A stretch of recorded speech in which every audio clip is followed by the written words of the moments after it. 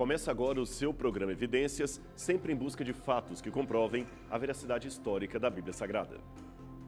Não existe nada mais importante do que o significado a respeito do nome de uma pessoa, não é mesmo? Isto ainda é mais significativo se estamos falando do Deus Altíssimo, aquele revelado na Bíblia Sagrada. As pessoas podem até fazer piadinhas com o nome de Deus, mas isto é brincar com coisa séria. O sagrado nome de Deus jamais deveria ser usado de modo irreverente. Santificado seja o teu nome, disse Jesus no Pai Nosso. Nesta petição, Jesus está ratificando a validade do mandamento que diz: não tomarás o nome do Senhor teu Deus em vão, pois o Senhor não terá por inocente o que levar o seu nome em vão. Êxodo 20, verso 7. Aliás, a Bíblia leva tão a sério essa questão de honrar o nome de Deus, que nos tempos da lei mosaica, a desonra do nome sagrado era punida com pena de morte. Quem blasfemar o nome do Senhor terá de ser executado. É claro que devemos entender a lei dentro do seu contexto teocrático e matizado na cultura do Antigo Oriente Médio. Seria insensato aplicar isso literalmente nos dias de hoje. O papel da igreja, diferente do antigo Israel enquanto nação escolhida por Deus, é testemunhar do Evangelho e não punir com a pena capital. No entanto, embora a aplicação possa ser diferente em nossos dias, o princípio permanece o mesmo. Ou seja, devemos incentivar a reverência e não o desrespeito ao nome de Deus. No judaísmo, que se firmou após a sistematização das leis da Halahá, isto é, o conjunto de leis e costumes que regem o judaísmo, havia o costume segundo o qual o judeu responsável por copiar a Torá deixava de propósito em branco um espaço toda vez que o nome de Deus aparecia no texto original. E somente depois, no segundo momento, depois que ele tomava um banho de purificação, aí sim, preenchia esse espaço com reverência, usando algumas vezes uma caneta diferente da que ele vinha utilizando antes.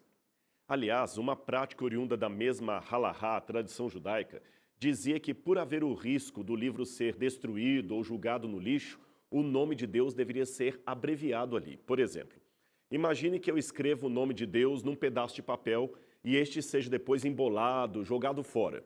O nome sagrado de Deus também sofreria o mesmo destino.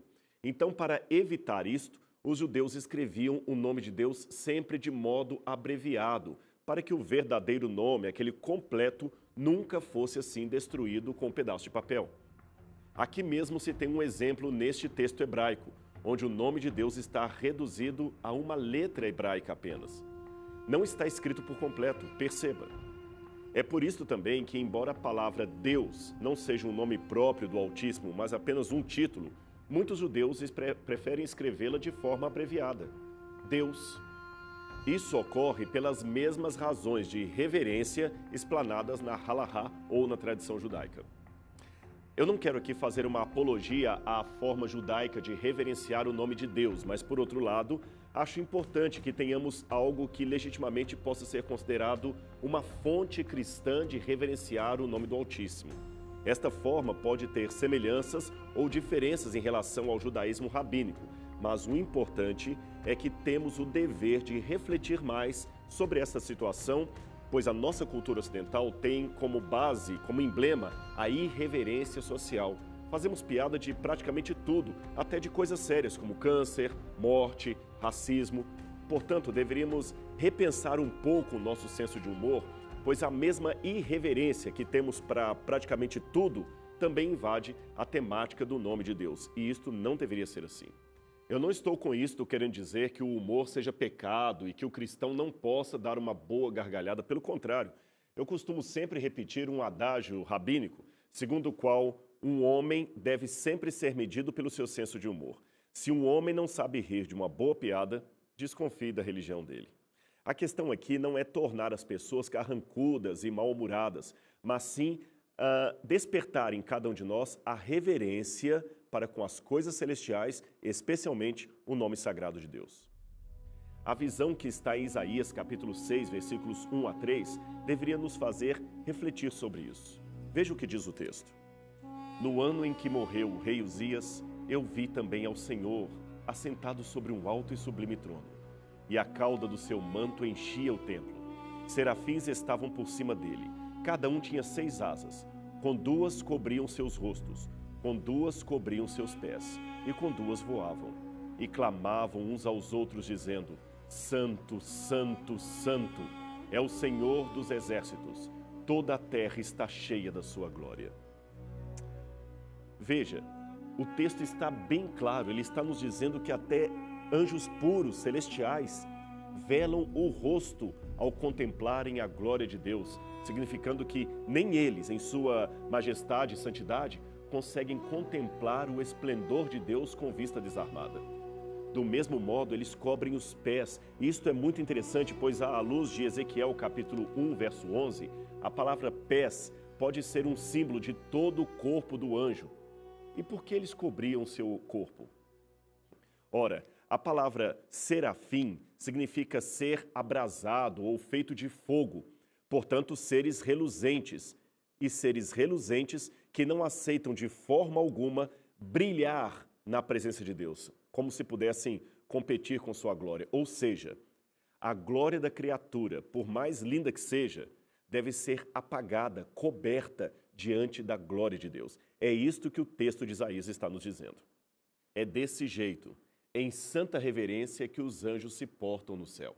E aqueles que em sua oração ou em sua conversa trivial do dia a dia usam o nome de Deus de qualquer forma, estão tendo uma visão distorcida do caráter do Altíssimo, ou não possuem o menor senso do que seria santidade e excelência de Deus quando estão falando a respeito dele. Devemos tomar os anjos como exemplo para nós. Agora, é nesse ponto que reside uma grande controvérsia teológica. Em primeiro lugar, muitos perguntam se deveríamos ser como os judeus ortodoxos na sua forma de reverenciar, até evitando pronunciar o nome de Deus, como veremos mais adiante. Ou, em segundo lugar, descobrindo, afinal, qual seria, de acordo com a Bíblia, o nome de Deus. Afinal, é através desse nome e seu significado que eu entenderei as relações entre Deus e o ser humano, entre Deus e seu povo. Mais ainda, é através desse nome, do seu significado, que compreenderemos o caráter e a santidade de Deus. Então, começando de trás para frente, isto é, do nome de Deus para o modo de reverenciá-lo, o assunto começa a ficar biblicamente complicado a partir do momento em que vemos as Escrituras referindo-se a Deus através de diferentes nomes, ou apelidos, se você quiser, com os quais Deus se apresenta em diferentes formas no original hebraico. Aqui vão alguns deles. Deus é chamado em hebraico de El Shaddai, Deus Todo-Poderoso, mas também de El Elyon, o Altíssimo, El Olam, o Deus Eterno, El Brit, o Deus da Aliança, El Roi, o Deus que vê. Há outros. Estes são apenas, como eu disse, alguns exemplos hebraicos de como o nome de Deus aparece em toda a extensão da Bíblia. Antes de continuar esse assunto, deixe-me ser teologicamente honesto com você. Nós não temos todas as respostas claras e evidentes sobre esse assunto, apenas fragmentos que podem apontar numa ou noutra direção, dependendo de quem as analisa. Portanto, o que vou apresentar aqui no programa hoje é uma interpretação possível e a faço com muita sinceridade e reverência para com o nome do Deus que eu amo e adoro. Saiba disso, mesmo que se você discordar de um ponto ou outro deste programa, nós o estamos fazendo com muita sinceridade diante de Deus. Pois bem, então vamos lá. Muitos cristãos sabem, ou deveriam pelo menos saber, que o Antigo Testamento foi originalmente escrito em hebraico, com poucas porções em aramaico.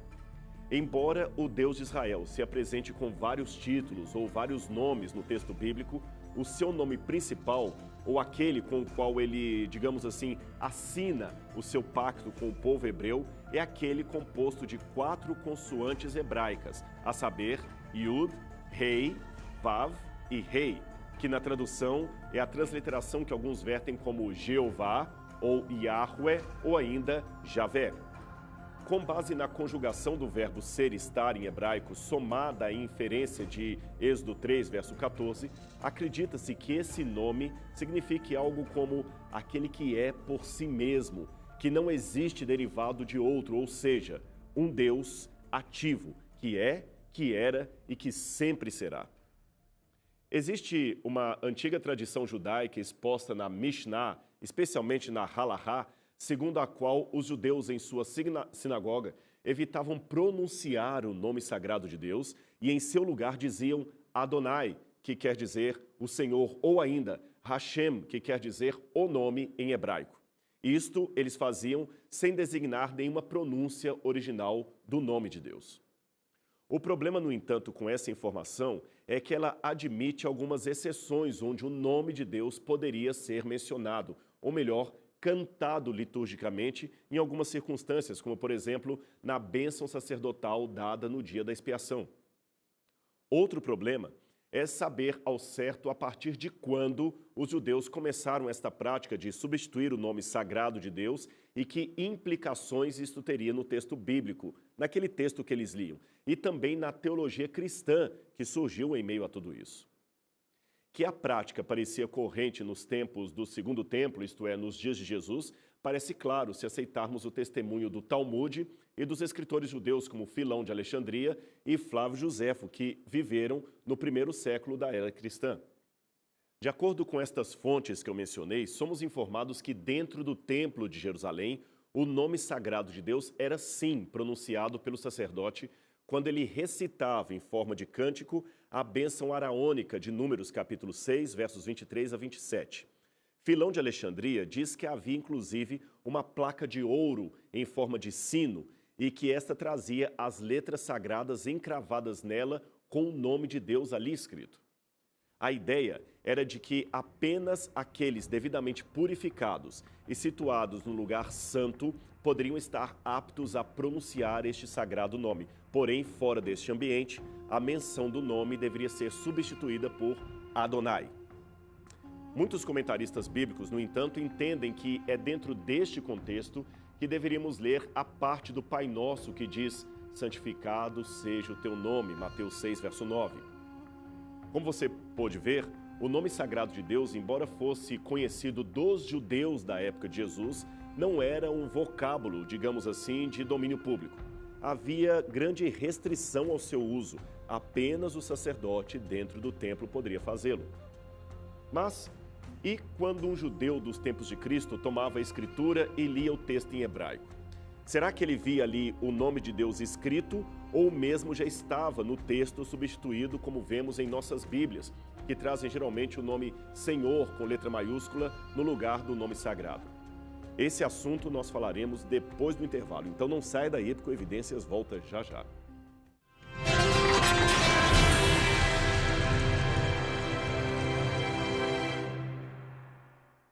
Estamos de volta com o programa Evidências, hoje analisando a importância e significado do nome de Deus. De maneira mais simplificada, podemos dizer que temos 4 versões principais do texto bíblico do Antigo Testamento. Nós temos as cópias hebraicas de Qumran, copiadas até mesmo antes de Cristo, as cópias feitas pela Septuaginta. A Septuaginta foi uma antiga tradução grega da Bíblia feita por judeus. Temos também as cópias da Septuaginta feitas por cristãos, copistas posteriores ao tempo de Cristo, que também fizeram uma versão do mesmo texto, e as cópias em hebraico feitas por judeus massoretas na Idade Média. Pois bem, o que encontramos nesses textos bíblicos? Os textos hebraicos não parecem divergir muito nesse sentido do nome sagrado. Veja o nome de Deus em destaque nesse Códice de Leningrado, produzido na Idade Média. Agora veja o mesmo nome em destaque nesse antigo papiro Nash, datado do 1º século a.C. A diferença maior nesse caso parece ter ficado por conta dos massoretas, que introduziram no texto hebraico algo que não existia nos tempos antigos, os sinais vocálicos que facilitariam a leitura do texto. Eles então tomaram as vogais do nome Adonai, Senhor em hebraico, e inseriram no tetragrama sagrado, isto é, naquelas 4 letras que formavam o nome de Deus. Aí ficou deste modo. Lembre-se que o hebraico se lê de trás para frente. Então na base está o nome de Deus escrito sem vogais e acima o nome Adonai, com as vogais postas embaixo como pontinhos vermelhos. Ao seu lado, o mesmo nome de Deus aparece desta vez com as vogais de Adonai. Por uma questão gramatical que não explicarei aqui para não cansar você, a primeira letra, A, vira e assim por diante. Como você pode ver nesse destaque, o nome fica lido como Yehová. Mais tarde, com a introdução da letra J, Yehová acabou virando Jeová. Mas isto não significa que esta era a intenção dos copistas judeus, isto é, dizer que Jeová seria a pronúncia correta do nome de Deus. A prova disto está no fato de que no próprio texto massorético de Leningrado encontramos diferentes formas de soletrar o nome de Deus. Veja algumas delas. A partir de cima temos o nome sem vogais e a seguir lido como Yevá, Yevé, Yehová. Eu digo isto porque recentemente um judeu caraíta por nome Nehemiah Gordon lançou um livro esmiuçando a conspiração do silêncio, no qual pretende provar que a pronúncia correta do nome de Deus seria Yehová ou Jeová. Mas é importante dizer que as provas que ele usa são substancialmente os manuscritos judeus da Idade Média e que, como demonstrei, não são unânimes na forma como vocalizam o nome sagrado de Deus. William Griffin, por exemplo, lançou recentemente um artigo na Sociedade de Literatura Bíblica mostrando que, embora a vocalização Yehová seja a mais comum no texto massorético, por causa da hibridização do nome de Deus com a palavra Adonai, é possível, anote isso, encontrar 305 textos ou passagens em que o nome aparece grafado como Yehovi. Portanto, não havia uma uniformidade dos judeus na vocalização do nome sagrado de Deus. Ademais, embora eu não tenha espaço aqui para analisar cada um dos argumentos de Nehemiah Gordon, eu posso dizer que ele é praticamente uma voz isolada na academia e mesmo em meio aos rabinos judeus. A maioria dos especialistas, inclusive da Universidade Hebraica de Jerusalém, não assinam embaixo de suas conclusões. Jeová, embora aceito por causa do costume adquirido de cristãos de assim entenderem o hibridismo entre o tetragrama sagrado e a palavra Adonai, não é necessariamente a pronúncia correta e original do nome de Deus. Nos textos hebraicos dos manuscritos do Mar Morto, não havia estas vogais que eu acabei de mencionar. Elas foram criadas depois pelos massoretas na Idade Média. As vogais são esses pontinhos embaixo da letra que eu mencionei, colocados ali para facilitar a leitura. Então, o nome de Deus aparecerá naquele texto mais antigo de modo não vocálico. Mas veja que curioso. Aqui você vê um trecho de um dos manuscritos do Mar Morto contendo um salmo. Ele está escrito com as letras quadráticas normalmente usadas depois do cativeiro babilônico, mas note que o nome de Deus permanece escrito com os caracteres mais antigos, que o copista fez questão de manter como era escrito antes do cativeiro o nome de Deus. O mesmo fenômeno vemos em algumas cópias feitas pelos judeus na tradução da Septuaginta que eu já mencionei. Aqui também está indicado por uma seta ao lado como o nome de Deus foi grafado de modo diferente. Essa versão grega de Símaco leva a crer que outros textos judaicos, além da Septuaginta, também grafavam o nome de Deus com letras paleo-hebraicas, mesmo que o texto estivesse copiado em grego. Mas isso também não é uma uniformidade. Em algumas cópias, o nome de Deus aparece em letras hebraicas quadráticas. Agora, uma exceção à regra parece ser um fragmento do livro de Levítico encontrado também ali nas cavernas de Qumran. Nele, o nome de Deus é transliterado pelas letras gregas Iota, Alfa e Ômega, lendo-se Ial, isto pelo menos em 2 ocasiões. Alguns, com base nisto, pensam e defendem que a pronúncia Ial seria a mais correta e ela estaria mais original que a pronúncia Yehová. Embora por questões filológicas que não vou expor aqui, eu também acredite que a forma Yahvé seja a mais próxima do original, eu devo admitir que o problema em se fazer uma tese com base nessa transliteração grega de Ial está no fato de que este parece ser um caso isolado que só ocorre aqui nesse manuscrito e em nenhum outro texto da Septuaginta. Eu sei que Diódolo Sículos também parecia transliterar deste modo o nome de Deus, mas a evidência, como eu afirmei, é pequena demais para se tirar dela conclusões dogmáticas. O Papiro de Elefantina, por exemplo, e outros autores como Clemente de Alexandria, de fato também escreveram Ial para transliterar o nome de Deus. Mas Porfírio, que também é da mesma época, escreveu Iel, ou seja, repito, não havia na antiguidade, nem entre judeus ou cristãos, uma uniformidade na transliteração do nome de Deus. Havia vários modos de transliterar este nome. Agora, passando para as cópias da Septuaginta feitas desta vez por cristãos, geralmente o que se nota é a troca do nome de Deus pela palavra Kyrios, que em grego significa Senhor. Uma provável razão para isto seria o fato de que os cristãos copistas talvez não dominassem muito o hebraico, nem para escrever corretamente as letras, muito menos para ler em público. Aliás, existe até uma situação embaraçosa, porém verdadeira, onde alguns cristãos de fala grega, ao lerem o nome de Deus como estaria escrito no hebraico, confundiam as letras com as letras gregas e, ao invés de chamarem a Deus de Yahweh, diziam Pipi. Quem nos dessa informação é Jerônimo, tradutor da Vulgata Latina do IV século. E, de fato, existem indícios disso nos fragmentos que temos da Hexapla de Orígenes e que você pode ver agora em seu vídeo. Já pensou que situação embaraçosa? Assim, as cópias que temos do Novo Testamento também seguem o mesmo padrão, substituindo o nome sagrado de Deus pela palavra Kyrios, que quer dizer Senhor, ou seja, isso não foi uma invenção dos editores modernos da Bíblia, ela também é encontrada nos manuscritos gregos do Novo Testamento. Agora, o difícil é saber se o original do Novo Testamento que se perdeu seguia o padrão judaico mais antigo e escrevia o nome de Deus com letras hebraicas e só depois mudaram para Kyrios nas cópias, ou se os textos já estavam como os temos hoje. Ou seja, quando, por exemplo, João diz no Apocalipse 22, verso 6, o Senhor Deus, o Deus dos espíritos dos profetas, enviou o seu anjo, etc. Ele realmente escreveu a palavra Senhor ou em seu lugar estaria Yahweh, o Deus dos espíritos dos profetas? As opiniões, como eu disse, divergem nesse sentido. E, novamente, como eu falei, a falta de manuscritos que apoiem uma ou outra hipótese faz com que tudo fique no campo da especulação e do silêncio.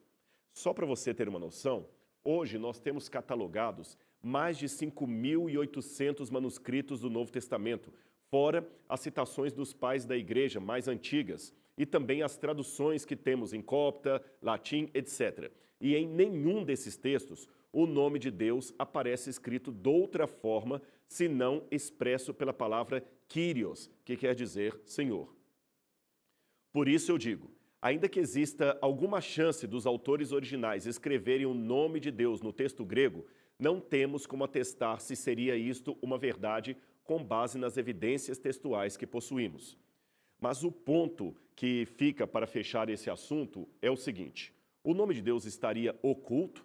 Não sabemos então qual seria o nome de Deus e como ele estaria na Bíblia hebraica? Seria errado traduzi-lo pela palavra Senhor? Posso ser honesto com você? Eu, sinceramente, com base em tudo isto que disse, não concordo com os rabinos de que o mandamento não tomarás o nome do Senhor teu Deus em vão signifique uma proibição cabal de pronunciar o nome de Deus. Contudo, considerando que no tempo de Cristo havia o costume de evitar pronunciar o nome de Deus de forma desajeitada para manter a sacralidade do nome, e Jesus nunca objetou a isto, fico cá pensando se talvez não seria este o melhor caminho, e nesse aspecto as versões modernas da Bíblia estariam corretas em inverter o nome pela palavra Senhor. Ademais, qual seria a pronúncia correta? As próprias testemunhas de Jeová, numa afirmação, a meu ver, muito honesta, admitem que o nome Jeová não indica a pronúncia original dos hebreus, mas a escolha deliberada feita pela forma mais comum do nome de Deus pronunciado em língua inglesa. Só isto. É verdade que o nome distintivo de Deus é traduzido algumas vezes como Yahvé, Yahweh, Javé, Jeová, representado pelas 4 letras gregas do tetragrama sagrado. Mas também sei que, na falta de uma certeza quanto à pronúncia original do nome, podemos usar qualquer uma das opções, desde que o façamos com respeito e reverência pelo nome de Deus. Neste caso, deixe-me dizer que nem os chamados nomes teofóricos, isto é, nomes próprios de judeus que contêm o tetragrama no todo ou em parte, não ajudam muito no argumento, pois apontam para mais de uma pronúncia do nome de Deus. É que muitas vezes os israelitas e outros povos semíticos costumavam acrescentar o nome de seu Deus a nomes próprios. E assim temos o nome de Deus grafado de forma diferente, como Iô, Iá, Ierô, Iahu. Por exemplo, no nome Josias, Ioshiarro, Joel, Ioel, Josué e Yehoshua, Ezequias e Ezequiarro, ou Ezequiel e outros. Mais uma vez eu repito, não havia unanimidade fonética. Contudo, aqui talvez esteja a solução do problema. Eu sei que a Bíblia se refere a Deus por muitos títulos, e você conhece alguns deles que, aliás, foram mencionados nesse programa. A prova maior disso está em Apocalipse capítulo 11, verso 5. O reino do mundo passou a ser de nosso Senhor, de seu Cristo, e ele reinará pelos séculos dos séculos. Assim, não é errado usar o nome Senhor para referir-se a Deus. A própria Bíblia o faz. O próprio Cristo na cruz do Calvário não chamou a Deus pelo tetragrama sagrado, Yahweh. Antes disse Elahi, Elahi, que quer dizer meu Deus, meu Deus. Acima de tudo, o cristão verdadeiro, que é filho de Deus, imitará a Jesus, chamando a Deus de Pai, uma maneira íntima, respeitosa e com reverência. Este é o resumo do que poderíamos dizer a respeito do nome sagrado de Deus. O programa Evidências de hoje fica por aqui, mas eu espero encontrar você semana que vem aqui na TV Novo Tempo para mais um estudo da Bíblia Sagrada. Até lá!